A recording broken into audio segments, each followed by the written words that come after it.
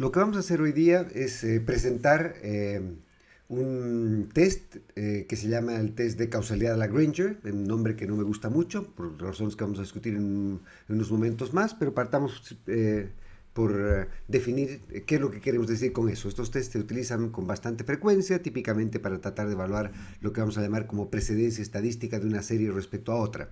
Y esto es algo que nos puede interesar hacer, solo que lamentablemente, como muchas veces ocurre, lamentablemente el término no ha sido muy felizmente escogido porque causalidad, por lo menos como el nombre lo dice, parecería implicar causalidad en el sentido económico, que algo es el resultado de otra cosa, ¿no es cierto? Que Y causa X quiere decir que X es el resultado de X. Y vamos a ver que más veces que menos, causalidad de Lagrange tiene más bien poco que ver con causalidad económica. Pero partamos operacionalizando primero qué es lo que queremos hacer y cómo testeamos esta hipótesis, ¿ok? La idea básica es tratar de evaluar lo siguiente. Suponga que queremos evaluar si es que el pasado de Y aporta o no aporta información para proyectar el presente y futuro de X. Una manera de poder hacer eso, es decir, si el pasado de Y entrega información relevante para poder proyectar el presente y futuro de X, es simplemente agarrar, y supongamos que tenemos la variable X acá, y tenemos un polinomio de rezagos de la variable X, donde tenemos, por ejemplo, varios rezagos de X metida adentro. Lo que nos interesa evaluar es si es que polinomios de rezagos de la variable Y, es decir, por ejemplo, YT-1, YT-2, YT-3, etc., todos los rezagos, algunos rezagos de Y, afectan o no afectan contemporáneamente a la variable X. Si algo que ocurrió J periodos atrás, en la variable Y, afecta el comportamiento dinámico de la variable X hoy día. ¿Okay? Esa es la pregunta que queremos testear.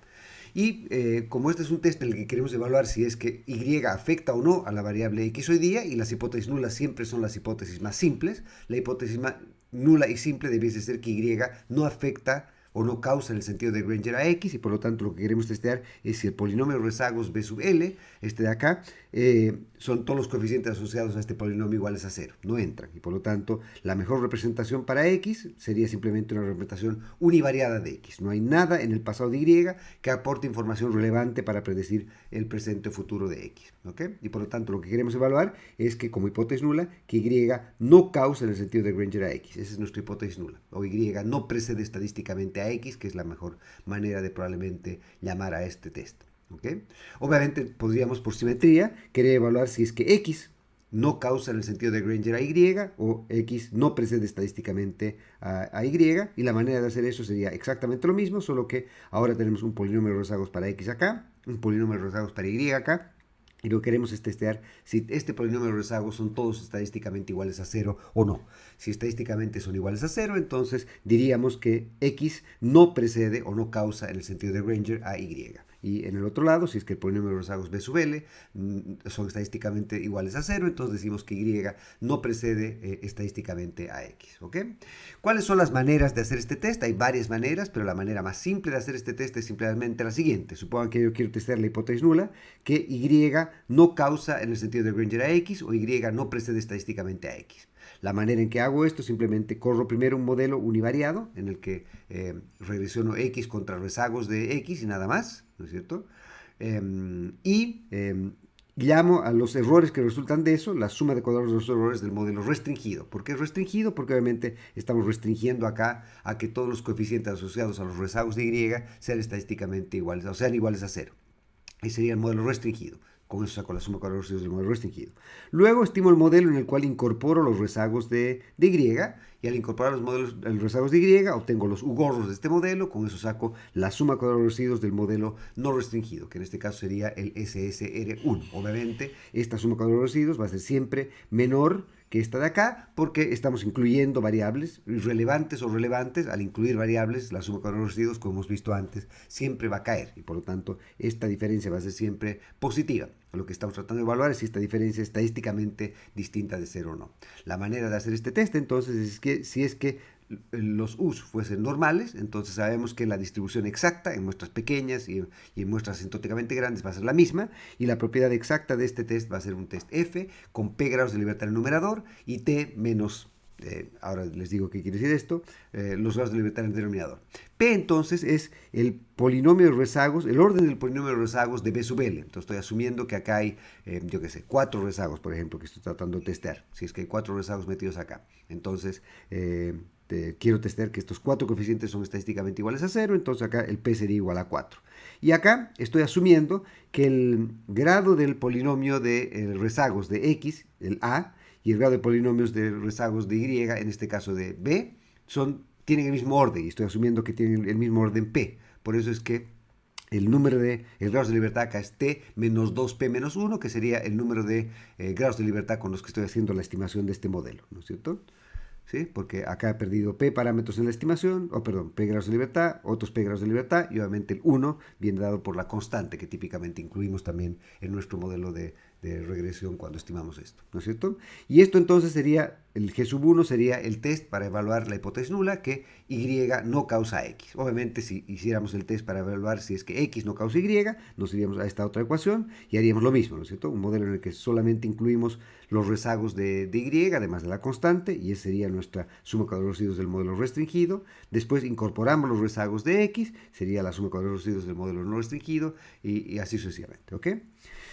Y este sería el test. Entonces podemos hacer un test de causalidad a Lagrange y los resultados que podríamos tener es que X causa en el sentido de Granger a Y, que Y causa en el sentido de Granger a X, o combinaciones de eso, ¿no es cierto? Que ninguno de los dos causa o que los dos se causan. O que hay causalidad unidireccional, se dice cuando, por ejemplo, X causa en el sentido de Granger a Y, Y no causa en el sentido de Granger a X. Como les decía, entonces este G sub 1 es un test que hacemos sí y solo si sabemos que los errores de nuestro modelo son normales, o por lo menos hemos testeado normalidad y no rechazamos normalidad. Si es que rechazásemos normalidad, o no estamos seguros de ello, o no queremos apoyarnos en necesitar normalidad de los errores, entonces el test correcto a utilizar, apoyándose en teoría asintótica, sería el test en el que utilizamos, en lugar de una distribución F, una distribución chi cuadrado, donde otra vez P grados de libertad es simplemente el número de exclusiones que estoy intentando testear, el número de coeficientes que estadísticamente debiesen ser iguales a 0, y el test funciona de exactamente igual manera que siempre. Entonces, G sub 2 es simplemente un test en el que hacemos esto. Este T es el número de observaciones que tenemos en la estimación de nuestro modelo. Podríamos hacer un ajuste de muestras finitas, donde podríamos colocar en lugar de T un T estrella, y ese T estrella sería simplemente el tamaño de muestra menos los grados de libertad que tenemos, ¿no es cierto? Esa sería otra manera de hacer este test. Estos tests son obviamente tests que son asintóticamente chi cuadrado con P grados de libertad, independientemente de la distribución de los U's, y esto es algo que es importante, ¿no es cierto? Ustedes recuerdan desde su curso introductorio probablemente que para utilizar un test F, o por ejemplo para una hipótesis conjunta, o para utilizar un test T para una hipótesis individual, ustedes requieren normalidad. Si no tienen normalidad, la distribución correcta no es la distribución F o la distribución T de student, sino que la distribución asintótica correcta es la chi cuadrado, si es que estoy haciendo una hipótesis conjunta, o una distribución normal, si es que estoy haciendo un test a una sola restricción, ¿no es cierto? Y obviamente esa sería la manera en que debíamos proceder. Si es que por alguna razón yo desconfío que este modelo sea... que la distribución asintótica funcione para el tamaño de muestra con el que estoy trabajando, por distintas razones. Puede ser porque hay desvíos importantes de normalidad, y además puede ser porque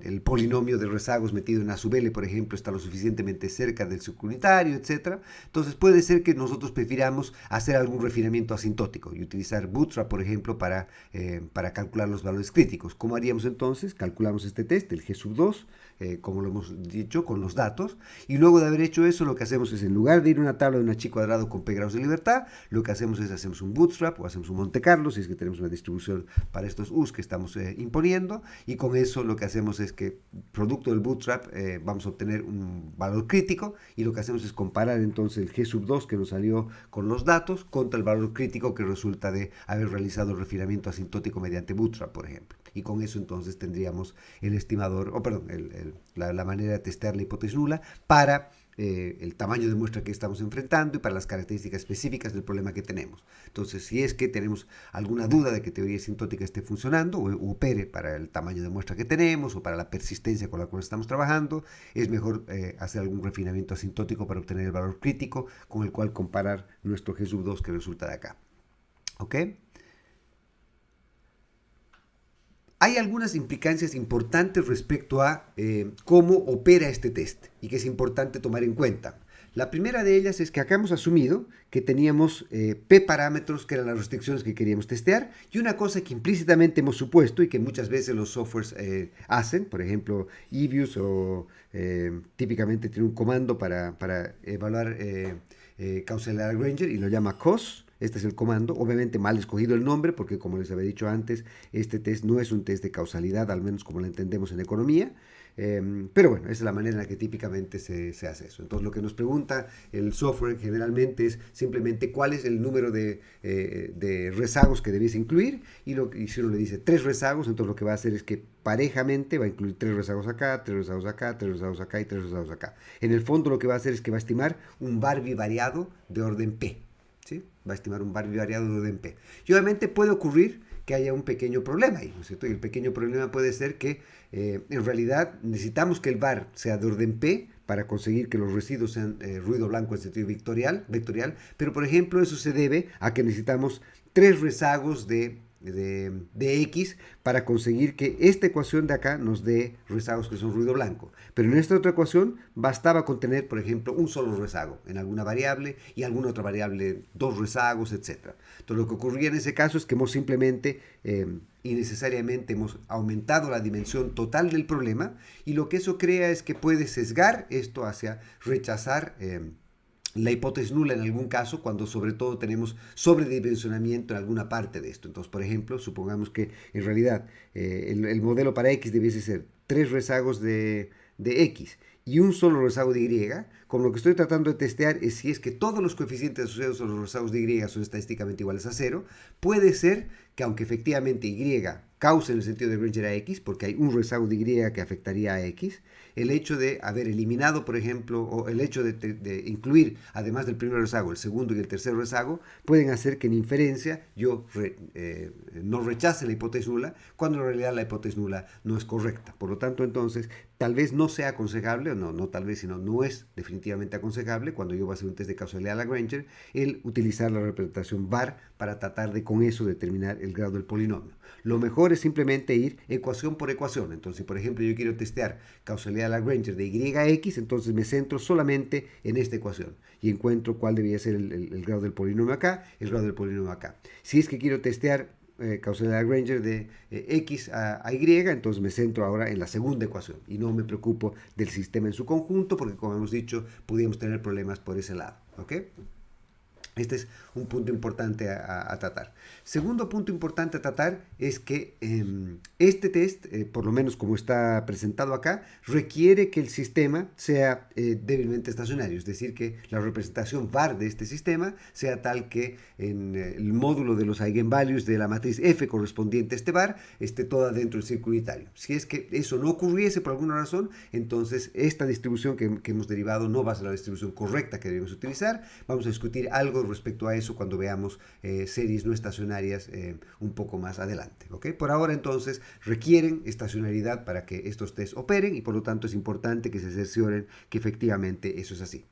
Siguiente punto, como había dicho antes, es que operativamente el supuesto normalidad es el supuesto que nos va a permitir o facultar utilizar el test F y no necesitar refinamientos asintóticos ni nada, porque si los U son normales, sabemos que la distribución finita, es decir, la distribución exacta y la distribución asintótica van a coincidir. Pero si los U no son normales, obviamente este no es el test correcto y deberíamos ir por este otro lado. Entonces, otra vez, es importante cerciorarse también de eso. Otro punto importante también que ocurre algunas veces es que cuando tenemos algún tipo de heterostasticidad, fundamentalmente el tipo de heterostasticidad condicional autorregresiva, por ejemplo, que vamos a discutir un poco más tarde también en este curso, cuando vamos a modelos Arch o Garch, puede ser que nosotros estemos atribuyendo causalidad Lagrange a lo que en realidad no es causalidad Lagrange. Y esto es un problema que ocurre algunas veces, que algunas veces tenemos que son primos hermanos el tener heterostasticidad de algún tipo o alguna no linealidad omitida, puede ser. Entonces puede ser que uno esté confundiendo una de estas dos cosas y por lo tanto es importante tener pausa respecto a esto. Si les interesa algunas referencias adicionales que puedo darles respecto a este punto. ¿Ok? Déjenme entonces ahora tratar de presentarles otro test que probablemente sea el que yo recomendaría para tratar de hacer la evaluación de causalidad Lagrange. Recuerden que lo que estamos evaluando es, por ejemplo, que X no causa en el sentido de Granger a Y, o que todas las variables Y pasadas no aportan información para predecir el presente y futuro de X. Entonces, como recordamos siempre, cuando estamos testeando una hipótesis nula, la hipótesis nula es algo que defendemos, que cuidamos mucho. Y por lo tanto, entonces, una cosa que debiésemos en principio hacer es tomar como hipótesis nula que en realidad la mejor descripción estadística para el proceso que sigue las X es simplemente un proceso en el que no ingresa Y. Entonces, ¿cuál es la manera en que debiésemos tratar de hacer este test de una manera un poquito más rigurosa que simplemente hacer este tipo de cosas enlatadas automáticas que aparecen en los softwares? Una cosa que podríamos hacer es simplemente, partir tomándonos en serio la hipótesis nula. La hipótesis nula nos dice que todos los coeficientes asociados a los rezagos de Y debiesen ser iguales a 0. Por lo tanto, entonces partimos con un modelo en el que solamente incorporamos, por ejemplo, la representación univariada de X.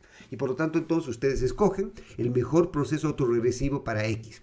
¿Cómo escogen el mejor proceso autorregresivo para X? Escogen el orden del proceso autorregresivo tal que los errores que resultan de ese proceso sean ruido blanco. Y recuerden que la definición de ruido blanco es que los errores, o que una variable, no puede ser predicha por valores pasados de la propia variable. Por lo tanto, entonces lo que podríamos hacer acá es simplemente escoger un proceso univariado tal que los errores que resultan de ese proceso sean estimados, sean ruido blanco. ¿Ok?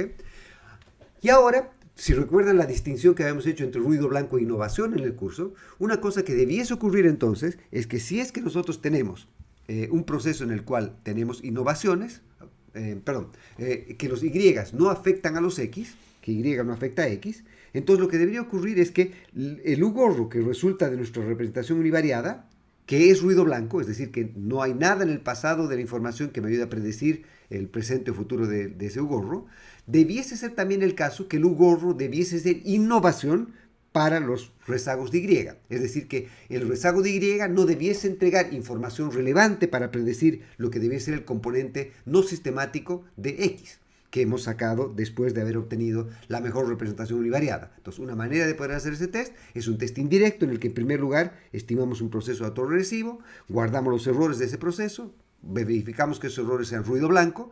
Luego de que verificamos que son ruido blanco, ahora corremos una regresión de estos U-gorritos. ¿Contra qué? Contra rezagos de los Y. ¿Cuántos rezagos? Bueno, 1, 2, 3, 4, los que fueran necesarios. No podemos rechazar la hipótesis nula que todos los coeficientes son estadísticamente iguales a 0. Si hay algún rezago para el cual rechazamos la hipótesis nula que ese coeficiente no es igual a 0, entonces obviamente nuestros U-gorritos no son innovación y por lo tanto nuestro Y debería preceder a la Granger a X. ¿Sí? Otra manera de hacer exactamente lo mismo es simplemente primero partir con la mejor representación univariada para X, ¿no es cierto? Guardar los errores de esa regresión y luego con esa misma representación que tengo ir incluyendo e ir adicionando rezagos de Y para tratar de ver si es que incluir rezagos de Y afectan o no afectan contemporáneamente a mi X. Lo que debiese ocurrir si es que no hay presencia estadística es que todos estos rezagos debiesen ser iguales a 0. ¿Sí? Por lo tanto, entonces, esta sería la manera más simple, transparente y probablemente más correcta de tomarnos en serio la hipótesis que queremos evaluar, que Y no precede estadísticamente a X, que no hay nada en el pasado de Y que me ayude a predecir el presente o futuro de X, y a su vez tomar en cuenta que, justamente como esa es nuestra hipótesis nula, queremos protegerla, defenderla, blindarla lo suficiente, evaluando cuál es el mejor proceso univariado para X o para Y, y después ver si es que hay información relevante que no estamos utilizando al no incorporar rezagos de la otra variable en nuestra especificación para X. Si es que obviamente no hay nada que ganemos incorporando rezagos de la variable Y luego de haber incluido nuestro proceso univariado para X, entonces concluiremos que no hay nada en el pasado de Y que me ayude a predecir el presente o futuro de X y por lo tanto Y no precede estadísticamente a X o Y no causa en el sentido de Granger a X. Por eso es que el causa viene acá. ¿Y por qué? El causa lo he puesto tan entre comillas siempre y les he dado tanta advertencia respecto a eso,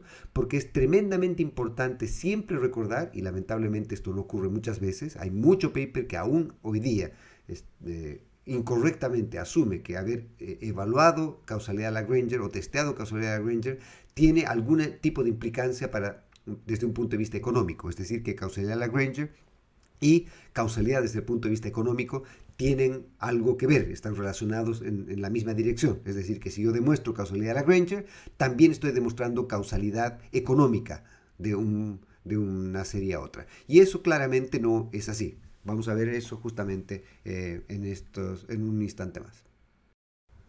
Lo que vamos a hacer ahora entonces es demostrar que causalidad Lagrange y causalidad económica no necesariamente tienen que ver una con la otra y de hecho pueden, y gran parte de las veces ocurre, que causalidad Lagrange y causalidad económica están más bien reñidas una con la otra, que una causalidad Lagrange quiere decir que la causalidad económica más bien es justamente la inversa de la causalidad Lagrange. ¿Okay?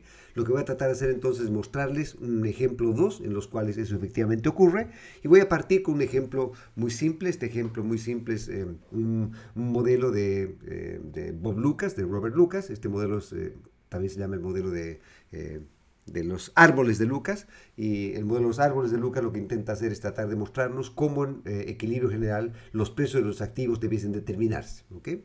Entonces básicamente la idea es la siguiente: supongamos que como todo agente que se respete a sí mismo, estamos interesados en maximizar el valor esperado descontado. Entonces la esperanza condiciona la información que tenemos en el periodo T, debe ser en el periodo 0, nosotros estamos parados en el periodo 0, y queremos maximizar el valor esperado descontado de utilidades. Vamos a asumir que este beta, que es el factor de descuento, ¿no es cierto?, es el recíproco de nuestra tasa de descuento, está entre 0 y 1. ¿Okay? Bien, y esta es nuestra función de utilidad. Asumimos que la función de utilidad es aditiva separable, etc. Voy a entonces ahora partir con una economía de dotación muy simple. Entonces, esta economía lo que va a ocurrir es que no va a haber producción, no va a haber trabajo, y todo lo que nosotros hagamos va a depender de procesos exógenos que vamos a discutir en un minuto más. Entonces, por un lado, déjenme describirles cuáles son los usos de los fondos. O tal vez partamos mejor por las fuentes de fondos, que venía dado por este lado.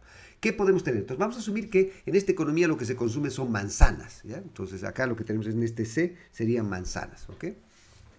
Entonces, la idea es básicamente la siguiente.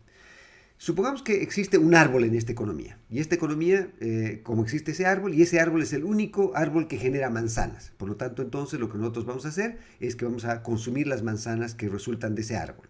Y lo que vamos a definir entonces, cómo se determina el precio al cual debiesen transarse los derechos a tener las manzanas fruto de ese árbol, y que en economía llamamos eso típicamente los dividendos, ¿no es cierto? Y por lo tanto el árbol sería como la empresa, y lo que compramos son acciones o derechos de propiedad para poder disfrutar de los dividendos que resultan de la propiedad de este árbol, y los dividendos serían las manzanas que resultan de este árbol. Entonces, por ahora, asumamos entonces que, por ejemplo, Y podría ser un proceso exógeno. Voy a asumir que ni siquiera existe acá, o sea que Y es igual a 0, pero podría ser simplemente que hay unas manzanas que aparecen en el piso y que no sabemos de dónde vienen, y que las recibimos todos los periodos. O simplemente asumimos que no hay manzanas acá por ese lado, que las manzanas no vienen por este lado. Por otro lado, entonces, lo que vamos a asumir es que en el periodo T, lo que ha ocurrido es que si estamos parados en el periodo T, este S sub T va a ser una variable que nos va a decidir cuánto por ciento de propiedad del árbol tenemos, es decir, el número de acciones que tenemos de árboles. Entonces, supongamos que podemos tener hasta el 100% de las acciones de los árboles. Ese sería igual a 1 si es que somos los dueños del total de las acciones de los árboles. Ese sería igual a 0 si es que no tenemos ninguna acción de los árboles. Entonces, lo que hace este S es simplemente decirnos el porcentaje del total del valor del activo del que somos propietarios en el periodo T. Somos propietarios en el periodo T, pero lo que hemos hecho es comprar estas acciones el periodo anterior. Entonces, el periodo anterior compramos las acciones, este S sub T lo escogemos el periodo anterior, y en este periodo nosotros decimos, mira, yo había comprado 10 acciones de este árbol, y por lo tanto yo llego y digo, ok, he comprado 10 acciones de este árbol. ¿A cuánto se están transando las acciones? Entonces, P sub T es el precio al que se están transando las acciones o derechos de este árbol, y este P sub T entonces es un precio relativo de los derechos de propiedad del fruto de este árbol respecto al precio de las manzanas, ¿no es cierto? Que sería, acá lo estamos colocando como un numerario, el precio igual a 1. Las manzanas van a tener un precio relativo igual a 1. ¿Okay? Entonces, este P sub T es simplemente el precio relativo de las acciones respecto a las manzanas. ¿Okay? Entonces, acá lo que tenemos es P sub T, que sería, como les decía, el número o el precio al cual podemos vender los derechos de propiedad que teníamos del árbol en el periodo T. Entonces, acá hay un solo árbol, entonces nosotros, por ejemplo, éramos dueños del 70% del árbol. En el periodo T, dado el precio que existe con eso, tenemos un ingreso asociado a poder vender esas acciones hoy día de P sub T por S sub T. Y por otro lado, el D sub T serían los dividendos, y los dividendos sería el número de manzanas que este árbol ha producido en este periodo. Los dividendos, obviamente, no los conocemos en el momento en que hemos comprado las acciones. Ustedes hoy día compran acciones de Falabella, por decir algo, y lo que ocurre es que este es un proyecto riesgoso porque no saben cómo va a rentar o no va a rentar, si va a ganar o va a perder plata Falabella. Entonces no saben, cuando compran las acciones, no saben cuáles van a ser los dividendos futuros de este lugar. Entonces D sub T, como estamos haciendo que este modelo sea tremendamente simple, vamos a hacer que D sub T sea simplemente una secuencia exógena, y vamos a discutir un poco el proceso estocástico detrás de eso. Entonces asumen que esto, por ejemplo, el número de manzanas se debe a un proceso estocástico que depende de, por ejemplo, si hubo lluvia o no hubo lluvia. Entonces si hubo bastante lluvia, yo qué sé, van a haber más manzanas hoy día. Si hubo poca lluvia, van a haber menos manzanas hoy día. Si hubo una inundación, van a haber pocas manzanas. Si hubo una sequía, van a haber pocas manzanas, etc. Entonces, este D sub T es un proceso estocástico exógeno y no controlado por el agente. ¿Okay? Entonces, esta es la fuente de fondos. Esto es lo que nosotros tenemos como ingresos en cada periodo. ¿Cómo usamos estos ingresos? Bueno, podemos usar estos ingresos para consumir, que sería nuestro C sub T de hoy día, y podríamos usar esto también como un mecanismo de suavizar nuestra trayectoria de consumo, comprando derechos para las manzanas del próximo periodo, ¿no es cierto? Entonces lo que estamos haciendo acá es que el precio al que se transan este árbol es este P sub T, ¿no es cierto? Las acciones por este árbol, que es obviamente el mismo precio de acá, porque hemos dicho que las acciones no cambian, ¿no es cierto? Tenemos 100% de acciones del árbol. Entonces lo que hacemos acá es que estamos vendiendo las acciones que compramos el periodo anterior, y acá, con ese ingreso, además de los dividendos que recibimos por eso, decidimos cuánto de todo esto lo destinamos a consumir, cuántas manzanas nos comemos, y cuánto de eso lo destinamos a comprar acciones para que nos den derecho para tener propiedad del árbol el próximo periodo. ¿Cuál es el precio al que debiese transarse este activo? ¿Ya? Y por lo tanto, entonces, las variables de control que tiene el individuo son simplemente el individuo escoge qué consume hoy día. El individuo también escoge, este es un estado hoy día, porque esto lo escogió el periodo anterior, pero hoy día esta es una variable de control, ¿no es cierto? Nosotros decidimos cuánto vamos a demandar de comprar este activo, ¿sí? Y la variable de estado exógeno, si es que por ejemplo hubiese este Y, que sería un ingreso exógeno, que estamos asumiendo que no depende de nada, podríamos meter acá producción y demás cosas y endogenizar esto, pero ¿para qué complicarnos la vida para este ejemplo? Entonces asumamos que esto no existe. Entonces este D sub T es una variable de estado exógena, porque va a tener una ley de movimiento que no es afectada por nadie. Dios define cómo va a ser el D sub T, si hay lluvia o no hay lluvia, nosotros no tenemos ninguna posibilidad de afectar el D sub T. Y por otro lado hay otra variable más que está dando vueltas acá. La otra variable que está dando vueltas acá es el P sub T. P sub T es el precio relativo de los árboles respecto al fruto, ¿no es cierto? Respecto a los dividendos. Y este P sub T entonces, a diferencia de lo que hace en un curso de micro, por ejemplo, a diferencia de lo que haría en un curso de finanzas, este P sub T se determina endógenamente en un modelo de equilibrio general. El P sub T es una variable que se llama de estado controlable. ¿Por qué es de estado controlable? Porque para cada individuo es una variable de estado, es una variable que el individuo toma paramétricamente, se considera lo suficientemente liliputiense como para no afectar el valor de P sub T individualmente, pero lo que ocurre es que en el agregado de las acciones de los individuos es de donde se va a determinar el P sub T que va a vaciar este mercado, ¿no es cierto? Entonces lo que va a hacer es que va a subir o va a bajar el precio de este árbol si es que se hace más o menos apetecible, entre comillas, tener acciones de este árbol. Vamos a discutir en un minuto más cómo hacemos eso. ¿Ok? Una cosa que podríamos hacer entonces típicamente es escribir la ecuación de Bellman y con eso realizar la optimización de este problema. Entonces, ¿qué escogemos en cada periodo? Escogemos cuánto consumir hoy día y escogemos cuánto de acciones por este árbol vamos a comprar el próximo periodo. Si hacen eso, derivan este problema respecto a C sub T y respecto a ST más 1 y juntan esas dos ecuaciones, van a obtener esta, que es la ecuación de Euler, que nos resume el trade-off intertemporal que este agente enfrenta, ¿no es cierto? Nos está diciendo que vamos a sacrificar consumo presente hasta que ese sacrificio de consumo presente sea compensado por lo que vamos a recibir como consumo futuro. ¿Cómo es la compensación por consumo futuro? Esta es la utilidad marginal del consumo hoy día. Esto entonces sería el descuento, porque obviamente preferimos consumir hoy día a consumir mañana. Esta sería la utilidad marginal de consumir mañana. Y esta parte de acá es el retorno de este activo. Y esta es una de las cosas más interesantes que resultan de esta derivación de Lucas, es que como muchas cosas, otras cosas que hace Lucas, además de ser estéticamente muy bonito, para mí esto es una ecuación hermosa, además de ser eso, lo que hace esto es que nos está presentando una manera muy general de poder definir cómo se deberían determinar los precios de los activos en una economía dinámica en equilibrio general. Y lo que esto me está diciendo es que esto de acá es simplemente el retorno bruto de el retorno bruto de tener acciones. ¿Por qué? Porque lo que hemos invertido en el periodo T para comprar las acciones es P sub T, es lo que hemos pagado, y lo que vamos a recibir por haber invertido en P sub T es que el próximo periodo vamos a poder vender nuestras acciones al precio PT más 1 y a su vez vamos a recibir los dividendos de haber comprado las acciones, ¿no es cierto? Entonces, esto es lo que recibimos, estos son nuestros ingresos, esto es nuestro costo y por lo tanto esto de acá sería el retorno bruto de haber invertido acá. Ustedes también van a ver que, por ejemplo, si es que hubiésemos metido un activo libre de riesgo, entonces, por ejemplo, acá hubiésemos colocado más BT más 1 y acá hubiésemos colocado más 1 más RT BT, ¿no es cierto? Que sería, si es que nosotros tuviésemos un activo libre de riesgo además, el que estamos transando, entonces lo que ocurriría es que si hacen eso, acá, en lugar de esta parte acá, aparecería el retorno bruto de ese activo, que va a ser simplemente 1 más RT más 1, dividido 1, ¿por qué 1? Porque ese sería el precio al que estamos comprando este activo libre de riesgo, que es otra vez igual al del bono acá, ¿no es cierto? Porque estamos haciendo, perdón, del bono, al del bien de consumo, ¿ok? Y la gracia de esta ecuación es que si ustedes la ven para cualquier otro contexto, por ejemplo, esta ecuación o una variante de esta ecuación, o variantes de esta ecuación, por ejemplo, me van a mostrar cómo serían las condiciones de arbitraje entre, yo qué sé, un activo nominal y un activo indexado a la inflación, o entre un activo en dólares y un activo en yens y un activo en marcos y un activo en pesos.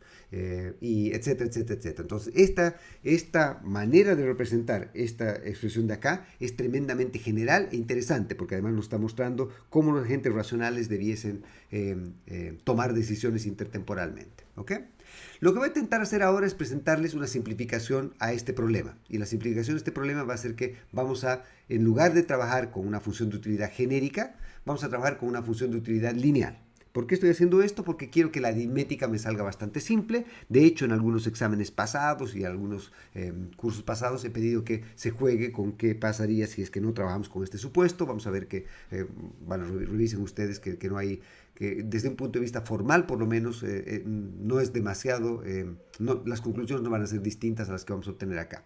La gracia, pero, de haber asumido que los agentes son neutrales al riesgo, que la función de utilidad es lineal, es que la utilidad marginal del consumo va a ser una constante, ¿no es cierto? Si la función de utilidad es del tipo alfa veces c, entonces la utilidad marginal, U' va a ser simplemente alfa, y por lo tanto acá tendríamos que la utilidad marginal del consumo no depende del consumo, y por lo tanto acá tampoco depende del consumo y es una constante. Esto se va a ir con esto y va a quedar simplemente 1, va a quedar simplemente acá 1 es igual a la esperanza en t de beta veces pt más 1 más dt más 1 dividido pt, ¿no es cierto?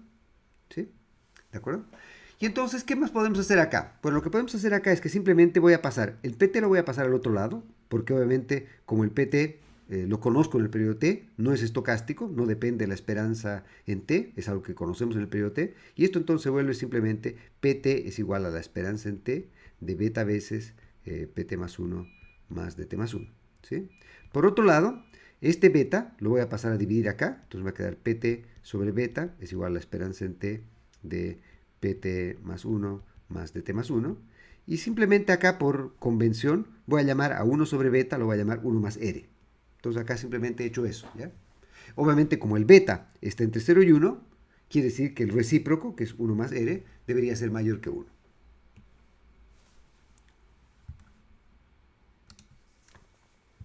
Bien, una vez entonces que obtengo esta ecuación de acá, reconozco que esta es una ecuación estocástica, pero es una ecuación estocástica en diferencia. Es como si yo, por ejemplo, llamase a esta variable y entonces tendría yt más 1, bueno, la esperanza, ¿no es cierto? La esperanza yt más 1, ¿sí? ¿sí? Tendría la esperanza de PT más 1.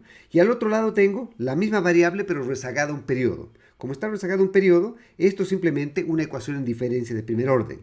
¿Sí? Es una ecuación en diferencia de primer orden, donde este D es un proceso exógeno y es una ecuación en diferencia de primer orden para el P. Recuerden que acá lo que queremos es además encontrar cómo se determinan los precios en esta economía, en este caso cómo se determina el precio de este árbol, ¿no es cierto? Que nos da el derecho a tener las manzanas. ¿Ok? Y entonces lo que ocurre es que sabemos que esto es una ecuación en diferencia y si hacemos el análogo con un proceso progresivo, sabemos que hemos mostrado que un proceso progresivo de primer orden, por ejemplo, que sería el caso en que hacemos que la variable dependa de su primer rezago, hemos dicho que un proceso progresivo de primer orden es aquel, tiene una representación m a infinito, que en el caso de m a infinito sería simplemente hacer que la variable dependa, el pt, dependa de la secuencia infinita pasada de los dividendos. Eso ocurriría si es que el proceso es invertible. O sea, si un proceso progresivo es invertible, tiene una representación MA. Entonces, asuman como si esto fuese sus errores, sus U's, asuman como si esto fuese su Y, y por lo tanto, entonces, la condición que ustedes requerían para que el proceso sea débilmente estacionario era que el coeficiente asociado al primer rezago de la variable sea menor que 1 en valor absoluto. Pero como hemos dicho antes, dado que beta está entre 0 y 1, 1 más R es mayor que 1. Como 1 más R es mayor que 1, entonces lo que quiere decir esto es que esta ecuación de diferencia no es invertible y por lo tanto no tiene una representación MA infinita hacia atrás. Lo que tendríamos que hacer entonces es tener una representación hacia adelante. ¿Cómo podemos derivar esa representación hacia adelante? Muy simple. Lo que hacemos simplemente es que agarramos nuestro 1 más R de acá, lo pasamos a dividir y por lo tanto acá nos va a quedar todo sobre 1 más R, ¿no es cierto? ¿Sí? Y lo que vamos haciendo es entonces sustituciones sucesivas. Entonces decimos PT es igual al valor esperado en T de dt más 1 más todo dividido entre 1 más R, ¿no es cierto? Más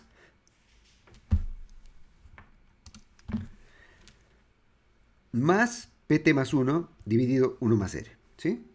Pero entonces esto va a ser igual a pt, va a ser la esperanza en t de dt más 1 sobre 1 más r, más la esperanza en t de pt más 1.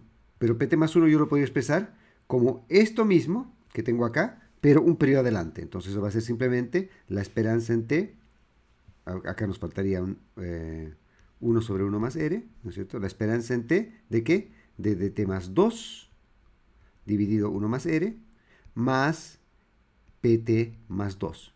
Pero pt más 2 lo puedo colocar como función de pt de dividendos en t más 3, etcétera, etcétera, etcétera. Entonces, si hacen esa sustitución sucesiva, lo que va a ocurrir entonces es que vamos a poder demostrar que simplemente el precio hoy día, ¿sí? El precio de esta acción hoy día, va a ser igual a la suma esperada descontada de dividendos en el futuro, ¿sí?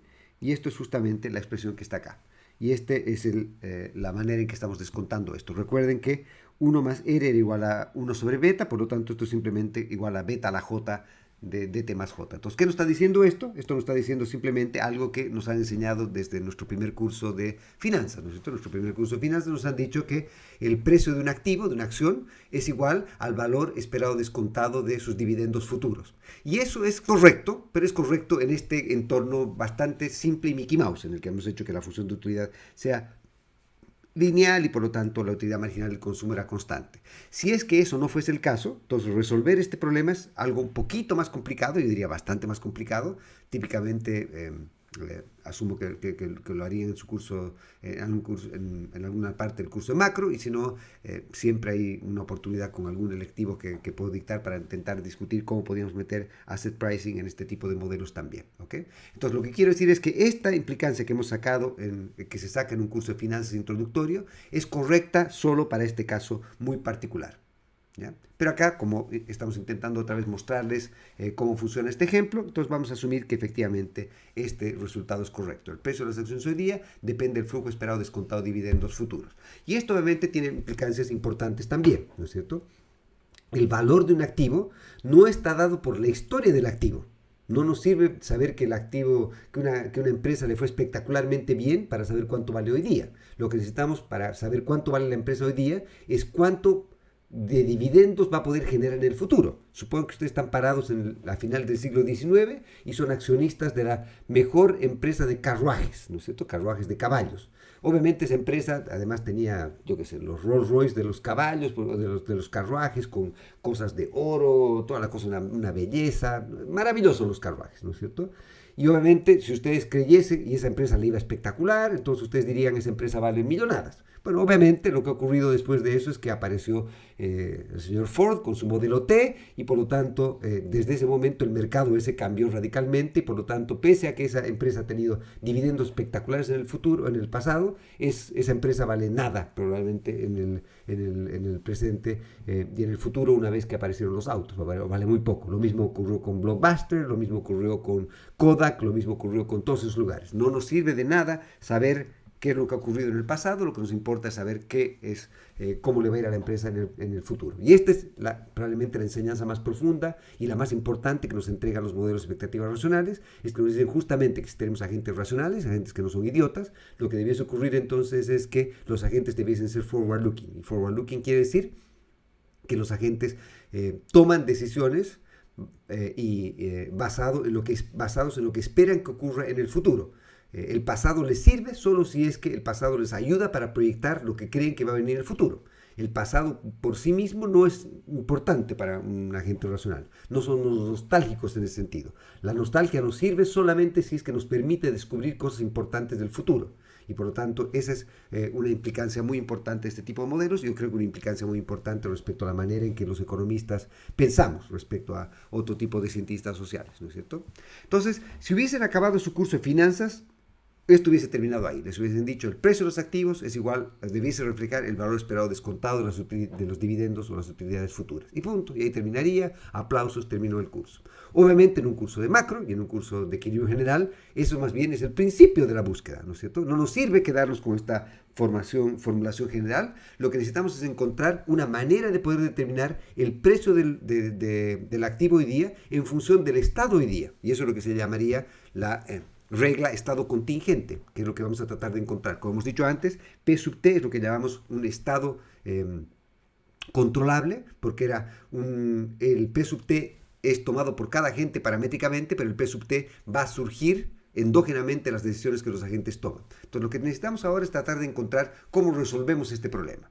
Para resolver este problema entonces necesitamos saber cuál es el proceso estocástico que está detrás de los dividendos. Y para hacer otra vez la matemática muy simple, lo que voy a hacer es simplemente asumir que los dividendos siguen un proceso exógeno. Y este proceso exógeno es este que tengo acá. ¿Okay? Entonces voy a asumir que los dividendos hoy día o las manzanas hoy día dependen de un D constante, digamos 4 manzanas, ¿no es cierto?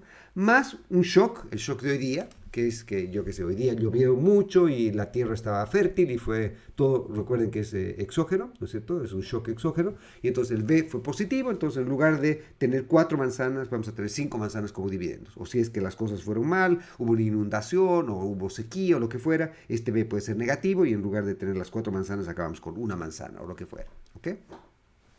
Y a su vez vamos a asumir que la suerte, entre comillas, está encadenada, es decir, que Dios tiene esta memoria de un periodo. Y esto es como razonable en este caso, ¿no es cierto? Entonces, si por ejemplo hubo una sequía muy fuerte el periodo anterior, eso tiene secuelas para cuántas manzanas se pueden producir el día de hoy. Entonces, lo que estamos asumiendo acá es que los Bs son shocks exógenos y por lo tanto estamos asumiendo que D sigue un proceso estocástico que es un MA1.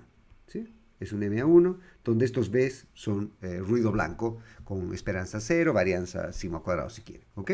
Y entonces lo que estamos diciendo acá es que, obviamente, si es que el periodo anterior, por ejemplo, llovió mucho, y por lo tanto esperaríamos que esa lluvia genere a su vez no solo más manzanas ayer, porque ayer llovió mucho, sino que también nos ayuda a tener un poco más de manzanas en este periodo, porque yo qué sé, se tarda en secarse el agua, lo que fuera, y por lo tanto entonces el haber tenido más agua hoy día genera que no solo tengamos más manzanas hoy día, sino que también hay un efecto positivo para tener más manzanas mañana. Entonces, los dividendos acá son simplemente un proceso exógeno, ¿ok? Bien, ¿estamos de acuerdo? Como lo que queremos hacer ahora es resolver este problema, queremos encontrar cómo se determinan los precios de las acciones en esta economía, lo que necesitamos saber es cómo podríamos sacar el valor esperado de los dividendos futuros. Y acá tenemos una manera con la cual podemos hacer eso. Dada la información que tenemos en el periodo T, queremos tratar de saber cómo deberían ser el valor esperado de los dividendos futuros. Entonces, por ejemplo, partamos con el periodo 1, porque recuerden que esto parte desde el periodo 1. Entonces, ¿cuáles son los parados en el periodo T? ¿Cuáles son los dividendos que esperamos para el periodo 1? Bueno, el dividendo que esperamos para el periodo 1 sería la esperanza de esto en el siguiente periodo, que va a ser una constante. La esperanza de este shock en el periodo T más 1, no sabemos qué irá a pasar en el periodo T más 1, por lo tanto la esperanza de ese shock es igual a 0, más delta veces el shock en el periodo T. Y como obviamente estamos parados en el periodo T sabemos si llovió mucho, llovió poco, y por lo tanto esta parte de acá la sabemos. Y por lo tanto entonces el valor esperado de los dividendos del próximo periodo va a depender de los dividendos que incondicionalmente esperamos, o de las manzanas que incondicionalmente esperamos, más dependiendo de cómo ha sido el shock. Si es que el shock ha sido bueno, entonces esperamos que haya más manzanas en el próximo periodo. Si el shock ha sido malo, esperamos que haya menos manzanas en el próximo periodo. Pero como esto es un proceso MA1, lo que ocurre es que hemos dicho es que en un MA1 la memoria es finita, ¿no es cierto? Y por lo tanto entonces la memoria de un shock hoy día va a durarnos hasta el próximo periodo, pero no debiese informarnos respecto a lo que va a ocurrir en los demás periodos. En un MA1 la memoria es de un solo periodo. Por lo tanto entonces el valor esperado parados en el periodo T de los dividendos en el periodo 2, T más 2, T más 3, T más 4, T más 5, debería simplemente el valor esperado de toda esta expresión de acá, 2 periodos adelante o 3 periodos adelante, etcétera, que va a ser esto que es una constante, la esperanza de esto que es 0 y la esperanza de esto que también es 0 porque es algo que obviamente no observamos, el shock del próximo periodo, del subsiguiente, etcétera. Por lo tanto, entonces, la esperanza de los dividendos desde el periodo 2 en adelante es simplemente la constante de acá. Y ahora lo que podemos hacer es sustituir esta expresión aquí, acá.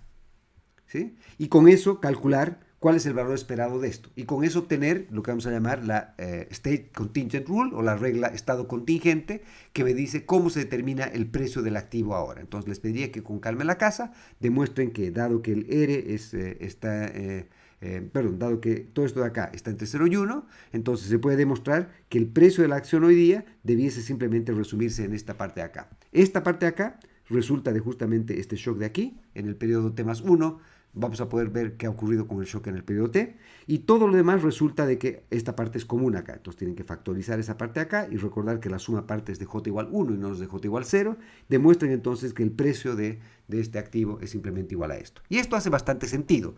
Déjenme mostrarles un poquito qué es lo que tiene de filosofía esto, ¿no es cierto? Acá lo que estamos viendo es que el precio de la acción depende de una constante y depende de cuán bueno o cuán malo haya sido el shock de hoy día. ¿Y por qué es razonable que esto ocurra así? Porque si es que hoy día, por ejemplo, llovió mucho, entonces sabemos que eso va a hacer que probablemente hayan más dividendos el próximo periodo. Como hay más dividendos el próximo periodo, debería ser más atractivo tener acciones hoy día, porque tenemos que comprar los derechos de estas acciones para los dividendos del próximo periodo. Como sabemos que este árbol va a traer más manzanas, el precio de adquisición de este activo debe ser mayor porque este árbol está debiese proveer más manzanas el próximo periodo. Y por lo tanto, entonces, si es que el B es positivo, el precio va a subir, si es que el B es negativo, el precio va a bajar en torno a esta parte de acá. Y por lo tanto, lo que tenemos ahí entonces es que el precio de este activo va a ser simplemente un ruido blanco, ¿sí? Va a ser un ruido blanco. Y por lo tanto el precio del activo en el periodo anterior no va a servir para predecir el precio del activo hoy día o mañana o pasado mañana, etc. ¿Ok? ¿De acuerdo? Un punto que me gustaría que tratemos de pensar un minuto es si es que yo les presentase este modelo como se los he presentado hasta ahora y les preguntase, bueno, si ustedes tuviesen que decidir o definir cuál variable causa a cuál desde un punto de vista económico entre dividendos y precios. Entonces acá lo que tenemos es que los dividendos, esta variable D sub T, es simplemente las manzanas que hemos dicho que es un proceso exógeno, es un proceso MA1 en este ejemplo, ¿no es cierto? Quiero llevar todo al extremo. Entonces este es un proceso absolutamente exógeno. Entonces obviamente como es un proceso exógeno, por definición, no es causado por nadie más que no sea por el capricho divino, que son estos shocks, ¿no es cierto? Estos shocks que no los controla nadie y estos son los que definen si hay más manzanas o menos manzanas. Pero no hay nada que determine esto dentro de la economía que no sea simplemente un proceso exógeno. Pero por otro lado, desde un punto de vista económico, estamos viendo que esta ecuación nos dice que el precio del activo hoy día depende económicamente de el valor esperado descontado de los dividendos futuros. Y por lo tanto, entonces, si hay un tipo de causalidad económica, es de dividendos hacia precios. ¿Quién causa a quién? Los dividendos causan a los precios. ¿Por qué los dividendos causan a los precios? Porque, como estamos diciendo acá, si es que nosotros esperamos que haya más manzanas en el futuro, entonces lo que eso va a ocurrir es que va a gatillar decisiones hoy día que van a afectar el precio de hoy día. Y por lo tanto, entonces, si hay alguien que se determina dentro del modelo y por lo tanto es endógeno, es el precio del activo. Y si hay algo en este modelo que es exógeno, en este caso son los dividendos. Y por lo tanto, entonces, las variables exógenas son las que causan a las variables endógenas y por lo tanto, entonces, los dividendos causan, desde un punto de vista económico, a los precios. Sin embargo, ¿qué ocurriría si es que, por ejemplo, ustedes ahora tuviesen una serie de dividendos generados de acuerdo a este proceso, ¿no es cierto? Y de precios, obviamente, generados de acuerdo a este proceso, que es justamente cómo se generan los dividendos, se generan los precios en esta economía. Y entregan estos datos de precios y dividendos a una persona que va a hacer econometría y le dicen, por favor, evalúame, hazme un test de causalidad Lagrange entre precios y dividendos. ¿Quién causa Lagrange a quién? Como hemos dicho antes, la causalidad económica está obvia y es clara. Los dividendos causan estadísticamente económicamente a los precios, ¿no es cierto? Pero ahora veamos cómo sería desde un punto de vista de causalidad Lagrange. Lo que recuerden, para hacer el test de causalidad Lagrange, lo que queremos hacer es ver la representación bivariada que tienen las dos variables. Entonces, en este caso, X serían, por ejemplo, precios, e Y serían dividendos, y lo que queremos testear la hipótesis nula si precios causan una Lagrange a dividendos, si dividendos causan una Lagrange a precios, ¿ok? Y por lo tanto, entonces, lo que queremos ver es cuál es la representación var de este problema. Y acá es bastante simple de derivarla. ¿Por qué? Porque el precio de la acción en este caso es simplemente un ruido blanco. Por lo tanto, entonces, si lo colocamos en representación var, tenemos acá el precio en el periodo T, acá tenemos el precio del periodo anterior y acá tenemos los dividendos del periodo anterior. Obviamente, como estamos diciendo, el precio es una constante, que es esta expresión de acá, más un shock, que es un ruido blanco. Y por lo tanto, acá está el ruido blanco, no depende ni del precio pasado ni del dividendo pasado, ¿no es cierto? El precio es simplemente un ruido blanco que no depende de nada más que del shock de hoy día. Pero ¿qué ocurre con los dividendos? Como hemos dicho antes, en este ejemplo, los dividendos eran un proceso MA1. Por lo tanto, el dividendo hoy día depende del shock hoy día. Entonces, el dividendo depende del shock hoy día. Pero a su vez vean que el dividendo hoy día depende del shock de ayer. Pero obviamente podríamos utilizar esta ecuación de acá para ver que hay una relación 1-1 entre el shock de hoy y el precio de hoy. Y por lo tanto tiene que haber también una relación entre el shock de ayer y el precio de ayer. Y por lo tanto yo podría reemplazar, en lugar del Vt-1, podría reemplazar una expresión para B, despejar el B de acá, ¿no es cierto? Pero rezagado un periodo. Y por lo tanto lo que va a ocurrir es que esta ecuación o ley de movimiento para los dividendos va a poderse expresarle como un ruido blanco más una función que en lugar de depender del rezago del ruido blanco, porque recuerden que queremos representar esto como un bar, va a depender del primer rezago de los precios más bien. Y por lo tanto, entonces, háganlo ustedes con calma en la casa, demuestren que el dividendo hoy día, que es esta representación de acá, la puedo escribir como una constante, más una función que depende del primer rezago de los precios, no depende de los dividendos rezagados y depende del shock. Y por lo tanto, entonces, si ustedes miran este sistema, este es un bar 1, y quieren testear causalidad Lagrange, por ejemplo, quieren testear si los dividendos causan a Lagrange a los precios, lo que tendrían que hacer es focalizarse en esta parte de la ecuación. Y como ven, obviamente acá, dividendo no afecta al precio en la representación bar. Y por lo tanto, ustedes concluirían que los dividendos no causan en el sentido de Granger a los precios. ¿Sí? Pero por otro lado, si es que quieren ver si los dividendos son causados o no a Lagrange por los precios, lo que van a encontrar es que justamente los dividendos son causados a Lagrange por los precios. Acá lo que estamos diciendo es que justamente dado que los dividendos dependen de el shock del periodo pasado y el shock del periodo pasado es mapeable perfectamente al precio del periodo pasado, entonces lo que va a ocurrir es que más bien en el sentido de Granger lo que va a ocurrir es que el precio va a ser el que causa el dividendo. Desde un punto de vista económico hemos dicho que eso no tiene ningún sentido, ¿no es cierto? En esta economía las manzanas eran un proceso absolutamente exógeno, por lo tanto las manzanas no pueden causar estructuralmente nada. Las manzanas son simplemente el resultado de este capricho divino que saldría de este proceso exógeno. Pero ese proceso exógeno nos determina económicamente cómo se determinan los precios hoy día. Y el solo hecho que los agentes sean forward-looking hace que el precio hoy día entregue información relevante para los dividendos en el futuro. Y por lo tanto, entonces, el dividendo en el periodo T va a poder, o va a haber información relevante de los dividendos en el periodo T en los precios en el periodo anterior. Eso no quiere decir que obviamente el precio es el que determina el dividendo. ¿Sí? No quiere decir que porque hagamos que el precio de la acción suba van a haber más manzanas. No, es al revés justamente. El hecho que creemos que van a haber más manzanas en el futuro es lo que ha hecho que se demande más de este activo y por lo tanto el precio de ese activo haya subido. Pero la causalidad económica es justamente la contraria. Pero la causalidad o precedencia estadística es al revés. Nos dice que en un modelo en que tenemos, en economías en las que tenemos agentes que son forward-looking, lo que debería ocurrir es que los precios relativos van a entregar información relevante respecto a las variables, entre comillas, exógenas, y por lo tanto lo que va a ocurrir es que esta variable de acá me va a ayudar a predecir el futuro de estas de acá. Pero que prediga el futuro de estas de acá no quiere decir que cause esas variables. Y por lo tanto, acá tienen un clarísimo ejemplo de un caso en el que causalidad Lagrange implica más bien causalidad económica al otro lado. Y de hecho, gran parte de las veces eso es lo que ocurre.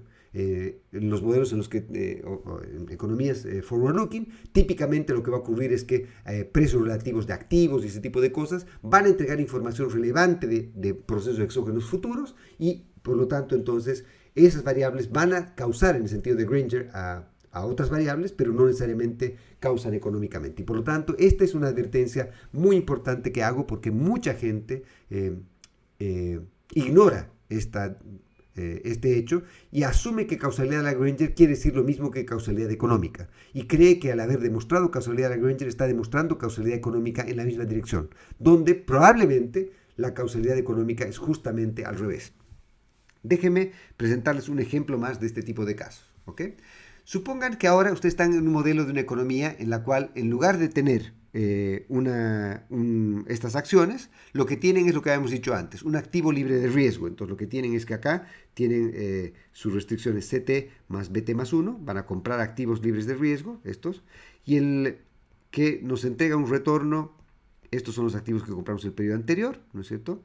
Y bueno, asuman que por ejemplo tienen un proceso exógeno también como este Y, ¿ok? Entonces lo que tienen que decidir acá es cuánto de estos bonos o cuánto de estos activos compran en el periodo T que van a vencer el próximo periodo. Y el 1 más R, entonces este de acá, es simplemente el retorno de este activo, que compramos el periodo anterior. Si este activo es un activo libre de riesgo, por definición, un activo libre de riesgo es aquel en el que el retorno ex ante es igual al retorno ex post. Y por lo tanto, entonces, cuando yo estoy tomando una decisión de cuánto voy a comprar de este activo en el periodo T, yo conozco cuál va a ser el retorno que me va a entregar el periodo T más 1. ¿Sí? Y entonces, ustedes han hecho esto ya hasta el cansancio seguramente, en su curso de macro, en sus cursos de pregrado también. Y una cosa a la que han llegado es la típica ecuación de Euler de decisión intertemporal de consumo. La utilidad marginal del consumo del periodo T es igual a la esperanza en T de beta, utilidad marginal del consumo del periodo T más 1, por el retorno bruto de este activo. Y el retorno bruto de este activo era simplemente 1 más RT más 1, dividido 1, que era el precio al que estábamos comprando ese activo en el periodo T. ¿Sí? Por lo tanto, entonces, acá tenemos el retorno de este activo directamente.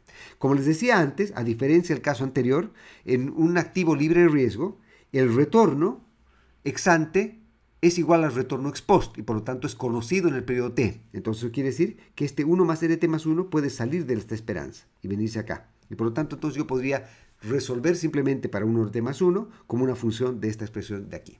Entonces, ¿qué me está diciendo esto? Lo que me está diciendo esto es que hay una relación que me asocia la tasa de interés o el retorno de este activo libre de riesgo en este caso con el factor estocástico de descuento, se llama esto, ¿no es cierto? ¿Sí? El Stochastic Discount Factor se lo llama, ¿sí? Que es la tasa marginal de distribución intertemporal del consumo entre consumo futuro y consumo presente. ¿Ok? Supongamos a su vez que la función de utilidad, para hacer la cosa un poquito más complicada ahora, que la función de utilidad es del tipo CRDA, es de aversión relativa al riesgo constante. Y supongan que este gamma es el coeficiente de aversión relativa al riesgo, que sería el recíproco de la elasticidad de sustitución intertemporal. Por lo tanto, en ese caso, si la función de utilidad es CRDA, es CT a la utilidad marginal va a ser simplemente C a la menos gamma, ¿no es cierto? Entonces, como acá tengo la utilidad marginal del consumo en T más 1, sería CT más 1 a la menos gamma, dividido CT a la menos gamma, que es simplemente CT más 1 sobre CT a la menos gamma. ¿Y qué es CT más 1 sobre CT? Es simplemente la tasa de crecimiento del consumo. Otra vez, si estuviésemos en una economía de dotación, el consumo va a ser igual al producto, ¿no es cierto? Si tenemos una economía con agente representativo, por ejemplo, el consumo va a ser igual al producto y por lo tanto esto va a ser lo mismo que simplemente la tasa de crecimiento de la economía. ¿Sí? Esta es la tasa de crecimiento de la economía. Y por lo tanto lo que nos está diciendo esto es que dependiendo de cómo funcionan las cosas, estamos diciendo que hay una relación entre la tasa de interés hoy día y lo que los agentes esperan que sea el crecimiento futuro. Y esto tiene una interpretación bastante simple y obvia. Supongamos otra vez que tenemos una economía en la que hay algún tipo de reversión a la media y somos agentes que suavizamos el consumo. Entonces lo que nos interesaría es suavizar el consumo. Supongamos que sabemos que mañana nos vamos a ganar la lotería y por lo tanto que mañana vamos a tener mucho de ingreso respecto a hoy día. Como sabemos que mañana vamos a tener mucho más ingreso respecto a hoy día, ¿qué debería ocurrir? Los agentes que son racionales lo deberían tratar de hacer es tratar de suavizar su trayectoria de consumo. ¿Cómo pueden tratar de hacer eso? Tratando de traer un ingreso futuro al presente, ¿no es cierto? Tratar de traer ingreso futuro al presente. Entonces, si mañana vamos a heredar mucha plata, o vamos a heredar mucho, entonces lo que queremos es tratar de consumir un poco más hoy día de lo que hubiésemos consumido en ausencia de esta información que tenemos. Entonces, ¿qué va a ocurrir ahí? Que lo que nosotros queremos hacer hoy día es prestarnos, ¿no es cierto? Prestarnos contra una promesa de pago en el futuro. Como queremos prestarnos, lo que va a ocurrir es que va a aumentar la demanda de fondos prestables. Como aumenta la demanda de fondos prestables, si es que el efecto ingreso y el efecto sustitución van en las direcciones correctas, lo que debiese ocurrir es que la tasa a la cual debiésemos prestarnos debiese aumentar. Y por lo tanto, lo que está diciéndonos esta cosa es que debería haber una relación entre la tasa a la cual nos podemos prestar algo y la expectativa de crecimiento que tenemos de la economía. Por otro lado, si hubiese sido al revés, lo que debiese ocurrir entonces es que si, por ejemplo, creemos que mañana vamos a estar temporalmente más pobres de lo que estamos hoy día, entonces lo que querríamos hacer, suavizando nuestra trayectoria de consumo, es tratar de llevar algo de ingreso presente al futuro, es decir, ahorrar.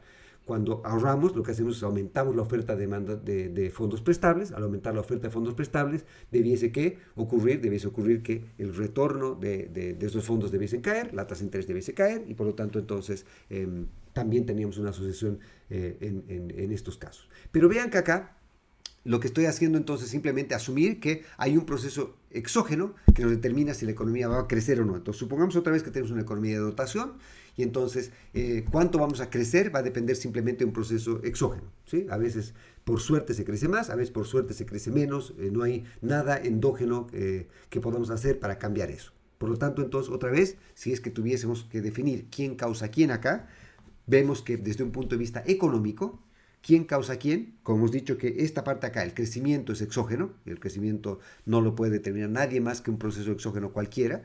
Entonces, el crecimiento es el que causa, en el sentido económico, a la tasa de interés. El crecimiento económico es el que causa, desde el punto de vista económico, a la tasa de interés. La tasa de interés hoy día, por eso mismo, nos aporta información relevante respecto a lo que los agentes esperan que ocurra en el futuro. Y por lo tanto, entonces lo que va a ocurrir es que la tasa de interés hoy día va a causar, en el sentido de Granger, a la tasa de crecimiento de la economía. ¿Sí? Y por lo tanto, este es otra vez un ejemplo de cómo podemos acabar con conclusiones tremendamente equivocadas si utilizamos el test de causalidad de Lagrange como si fuese causalidad económica. Y muchas veces, lamentablemente, se ha hecho eso. Vamos a discutir en la próxima clase, cuando veamos funciones de impulso-respuesta y ese tipo de cosas, que hay alguna gente que utiliza test de causalidad de Lagrange para tratar de ordenar por causalidad económica, entre comillas, shocks en series. Y acá lo que estaríamos diciendo es que si uno encuentra causalidad de Lagrange de tasa de interés a crecimiento, alguna gente que dice que esta es evidencia entonces que, por ejemplo, el Banco Central afecta al crecimiento de la economía. Que la tasa de interés que mueve el Banco Central es la que causa el crecimiento o el decrecimiento, que causa un boom o que causa una depresión, una recesión o lo que fuera. Lo que nos están diciendo en ese caso es que como se han olvidado que han utilizado primero el término de precedencia estadística, que puede ser correcto, y de hecho es generalmente correcta. La tasa de interés y muchos otros activos que se transan y que tienen características intertemporales, con agentes que son forward-looking, debiesen entregar información relevante respecto a lo que va a pasar en el futuro, y por lo tanto la tasa de interés sí debiese predecir la tasa de crecimiento. Pero eso no quiere decir que la tasa de interés es la que está causando el crecimiento. Eso es muy distinto. De hecho, podría ser completamente distinto, como hemos dicho hace un momento. Podríamos tener una economía en la que el Banco Central no tiene absolutamente ningún pito que tocar, no afecta en absolutamente nada a las variables reales, pero la tasa de interés sí va a reflejar lo que los agentes esperan que ocurra con las variables reales, porque lo que ocurre con los agentes en su afán de suavizar territorios de consumo van a modificar el peso relativo entre consumo presente y consumo futuro, que en este caso es obviamente la tasa de interés. Y por lo tanto, entonces, este tipo de causalidades espurias, entre comillas, o causalidades a la Granger, que quieren ser interpretadas como causalidades económicas, son en realidad totalmente contrarias a eso. Lo mismo ocurre, por ejemplo, en otros casos cuando evaluamos la relación entre dinero e inflación. Típicamente en economía nosotros esperaríamos que sabemos que el responsable último de la inflación, obviamente pueden haber shocks de oferta, lo que quieran, pero el responsable último de la inflación a largo plazo es la autoridad monetaria. Entonces, si por ejemplo tuviésemos una regla que no es una regla de rigor monetario, sino una regla de Taylor, y la regla de Taylor es, por ejemplo, forward looking, entonces puede ocurrir que nosotros incorrectamente creamos que hay causalidad de inflación hacia política monetaria y no de política monetaria hacia inflación, que sería la causalidad última en este tipo de casos, ¿no es cierto? Lo que quiero decir con eso es que hay pocas cosas que podemos tomar cuando tenemos causalidad Lagrange como si fuesen causalidad económica. Y por lo mismo, obviamente causalidad Lagrange es muy útil. Es muy útil, por ejemplo, cuando queremos hacer proyecciones o queremos hacer forecast o queremos tratar de tener una representación estadística de los datos. Puede ser que obviamente un proceso en el cual nosotros incluyamos información de Y cuando estamos haciendo nuestra representación para X, aporta información relevante y valga la pena hacerlo. Pero hacer eso, a decir que Y causa, desde un punto de vista económico a X, basándonos solamente en test de precedencia estadística o de causalidad Lagrange, obviamente no es correcto. Déjenme terminar este punto simplemente presentándoles un ejemplo más que yo creo que es relevante y que lo he presentado algunas veces a alumnos míos con escaso éxito. Si los conozco bien, una cosa que seguramente van a hacer y mucho, no me digan por qué, pero lo van a hacer y mucho, es que ustedes van a trabajar típicamente con las ecuaciones de Mincer, ¿no es cierto? Y la ecuación de Mincer lo que hace es nos relaciona, por ejemplo, el ingreso de los individuos con su nivel de educación. Por lo tanto, además de obviamente otras cosas, como el color de ojos de la abuela, si mi mamá me quiso, si mi papá me mimaba, si mi tía me regalaba libros, ese tipo de cosas que típicamente se colocan para controlar en las ecuaciones de Mincer.